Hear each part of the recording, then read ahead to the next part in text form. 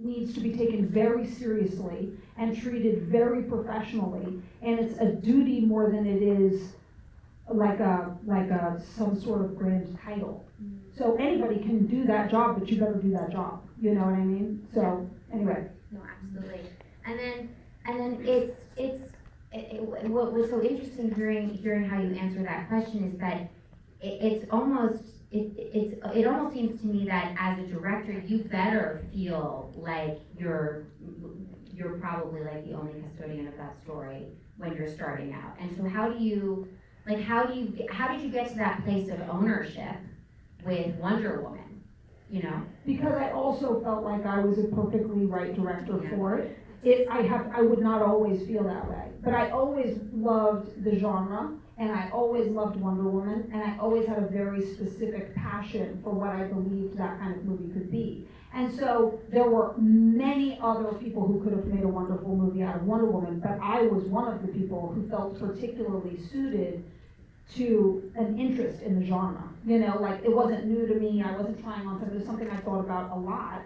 And so that's the best you can be, is someone who loves it and is passionate about it and is willing to dedicate yourself to it. And so that I think is so important, picking the right projects, you know, picking something that you really believe you can deliver what they need and what you can make what you think is a beautiful film out of, you know, and sometimes you do jobs for other reasons, but that was how there. Yeah, that's a question that I wanted to ask you, because there's sort of like there's this constant tension between the idea of work begets work. Mm-hmm. So, you know, like you don't be precious about it. Like you gotta work if you're a creative person, you want to make a living. But also the work that you do defines you. And so how do you kind of navigate that at every stage of your career? I mean, it's for me personally, I have kind of like an interesting sort of like insight into this, because my dad, it's like if he's unemployed for a month, like it's like no movie ever happened in his life. Like he needs a constant thing, whether or not, like he looks at his career like a season of television. Like there's gonna be a couple of terrible episodes, and there's gonna be a couple of amazing episodes, and there's gonna be some mediocre ones, and you know, and some ones that really grab people unexpectedly. Like that's how he looks at it. Yeah. But it is sometimes I'm like, you should just like wait for the right one. Like you knew there were problems. Yeah. But he needs to keep working like that, because he feels like work begets work, and that's what his kind of mission is. But then there is that balance, and I think that you've definitely had, I mean, I observe that you've had a journey with that, because it does feel that the projects that you've done are so suited for you. Thank you.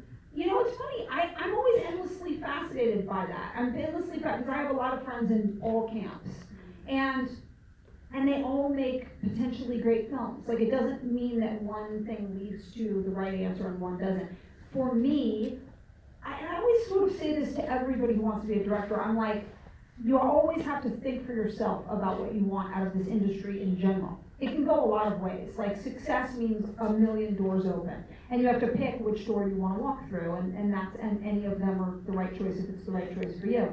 For me, I think that I want, like, I have a singular goal. I want to make a masterpiece of a most beautiful emotional film in my lifetime, right? And so everything I do, if it's taking me a step closer to that, is good. That's fine. If I'm going to learn something, or if I'm going to whatever it is.